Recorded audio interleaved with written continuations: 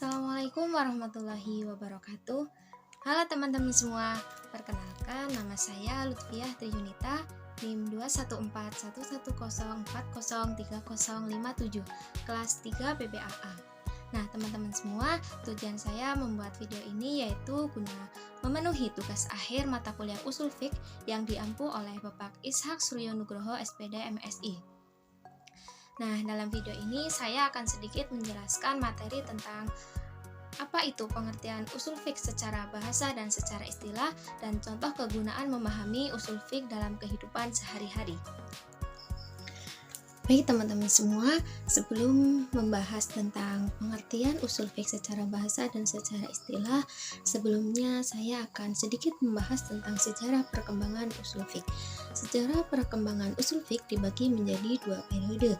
Periode pertama yaitu usul fiqh sebelum dibukukan, yakni pada masa sahabat, masa tabi'un, dan para mujtahid sebelum Imam Syafi'i.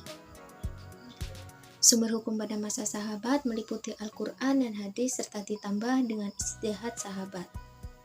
Kemudian pada masa tabi'in, tabi'in, dan imam-imam mujtahid, sumber hukum yang digunakan yaitu Al-Quran, sunnah Rasulullah, fatwa sahabat, ijma, qiyas, dan maslahah mursalah.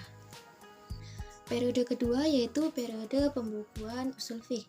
Ilmu usul fiqh tumbuh pada abad kedua Hijriah yang dilatar belakangi oleh perdebatan sengit antara ahlul hadis dan ahlu ar-ra'yu.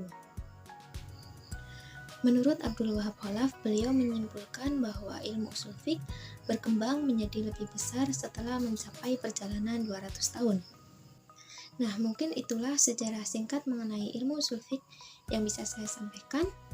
Selanjutnya yaitu Oke teman-teman semua, yang pertama yaitu pengertian usul fiqh secara etimologi. Usul fiqh secara etimologi yaitu terdiri dari dua suku kata yang terdiri dari usul dan fiqh. Usul secara etimologi berasal dari bentuk jamak kata aslun yang berarti asal, pokok, atau pondasi, yakni sesuatu yang menjadi pondasi suatu bangunan yang bersifat fisik maupun non-fisik. Seperti contoh akar pohon yang mana ia merupakan pondasi dari pohon itu sendiri. Nah, sebagaimana dalam firman Allah Subhanahu wa taala yang berbunyi, A'udzubillahi minasyaitonirrajim, Bismillahirrahmanirrahim.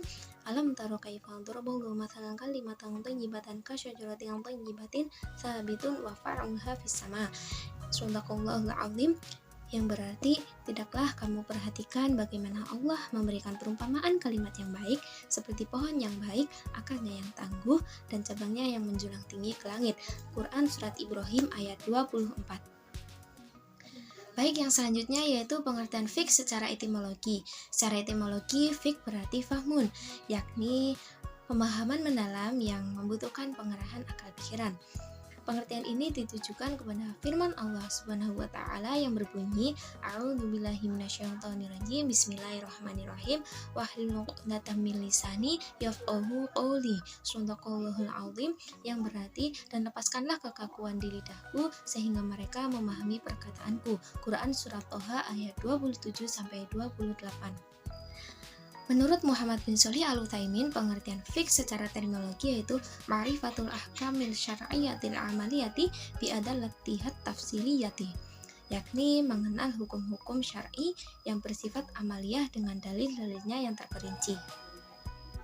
Oke, baik teman-teman semua, yang selanjutnya yaitu pengertian usul fiqh secara terminologi.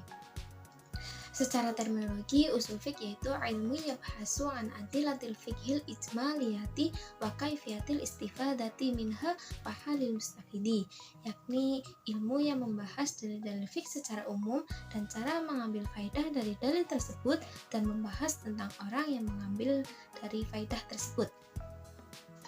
Adapun beberapa pengertian usul fiqh secara terminologi menurut beberapa para ahli, yaitu diantaranya sebagai berikut. Yang pertama ialah menurut Profesor Dr. Hasbi As-Siddiqi yang mengatakan bahwa usul fiqh ialah kaidah-kaidah yang dipergunakan untuk mengeluarkan hukum dari dalil-dalilnya dan dalil-dalil hukum atau kaidah-kaidah yang menetapkan dalil-dalil hukum. Yang kedua yaitu menurut Dr. Andes Muhammad Tholib yang mengatakan bahwa usul fiqh ialah kaidah-kaidah yang merupakan sarana untuk mendapatkan hukumnya dan perbuatan yang diperoleh dengan jalan mengumpulkan dalil-dalil secara terperinci. Yang ketiga yaitu menurut Ahmad Hanafi yang mengatakan bahwa usul fiqh ialah sumber-sumber atau dalil-dalil dan bagaimana cara menunjukkan dalil-dalil tersebut kepada sesuatu hukum dengan cara ijmal atau garis besar. Yang keempat yaitu Abdul Wahab Khalaf yang mengatakan bahwa ilmu usul fiqh ialah ilmu tentang kaidah-kaidah dan pembahasan-pembahasan yang merupakan cara untuk menemukan hukum-hukum syar'i yang amaliyah dari dalil-dalilnya secara terperinci. Baik teman-teman, itulah beberapa pengertian usul fiqh secara terminologi menurut beberapa para ahli. Baik, selanjutnya yaitu usul fiqh adalah ilmu yang membahas dalil-dalil fiqh secara global, yakni berupa kaidah-kaidah yang bersifat umum seperti perintah menunjukkan hukum wajib selama tidak ada indikasi yang memalingkannya dari hukum tersebut. Larangan yang menunjukkan hukum haram selama tidak ada indikasi yang memalingkannya dari hukum tersebut. Sahnya suatu amalan yang menunjukkan amalan tersebut telah terlaksana dan lain sebagainya. Yang selanjutnya yaitu sandaran usul fiqh. Sandaran usul fiqh ada 4. Yang pertama yaitu akidah atau tauhid. Mengapa akidah atau tauhid menjadi sandaran usul fiqh?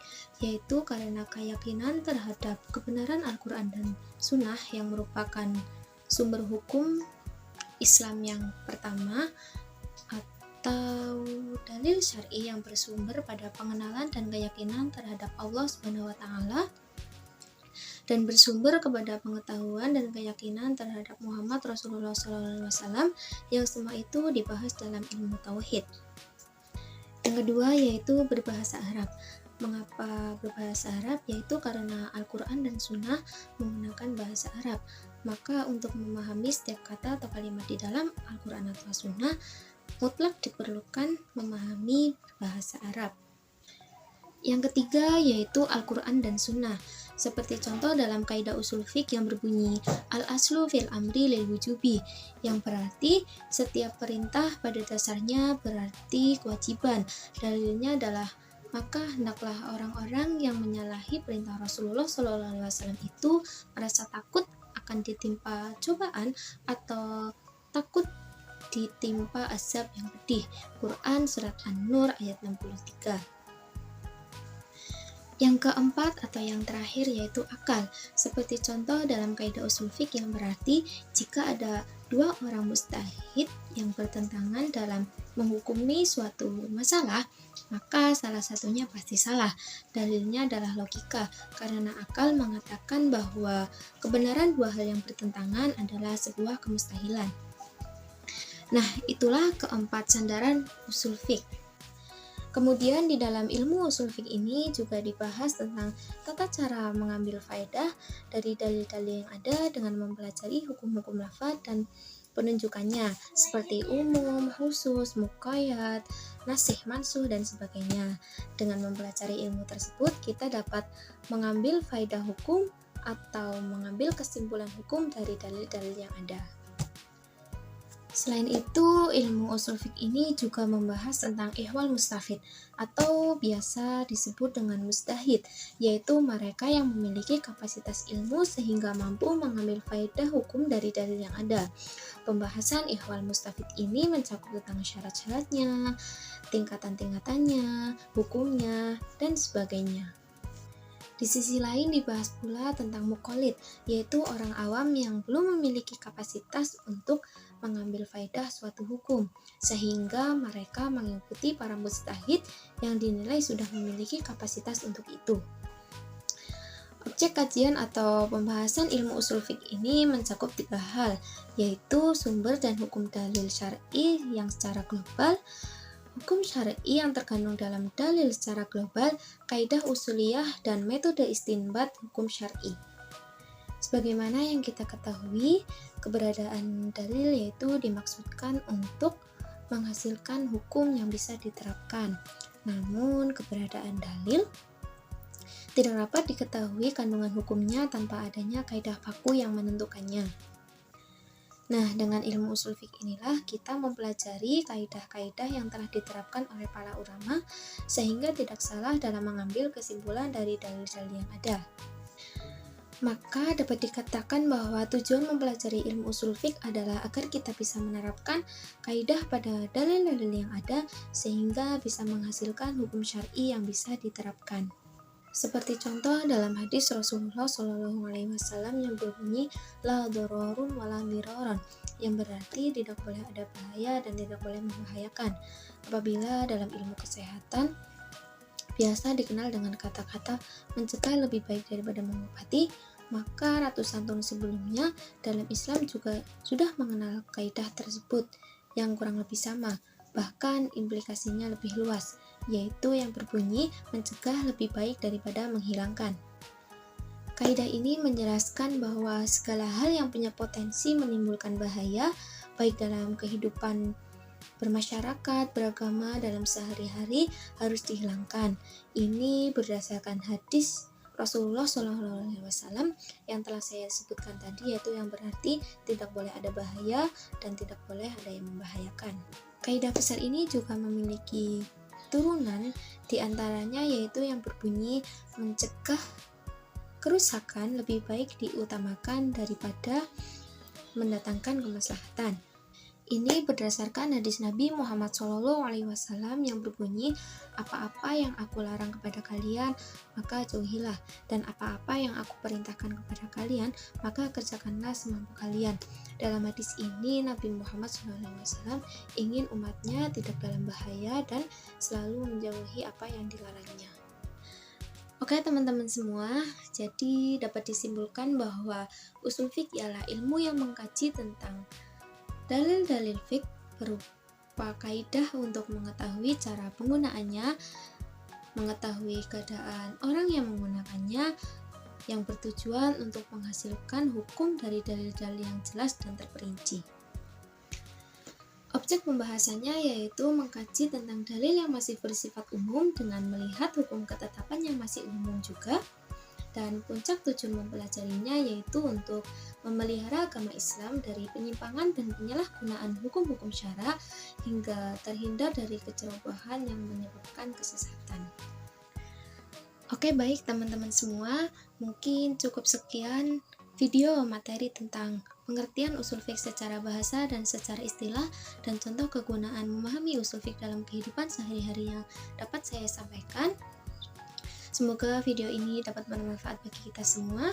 Hidup kesepian tanpa kekasih. Cukup sekian dan terima kasih. Wabillahi taufiq wal hidayah. Wassalamualaikum warahmatullahi wabarakatuh.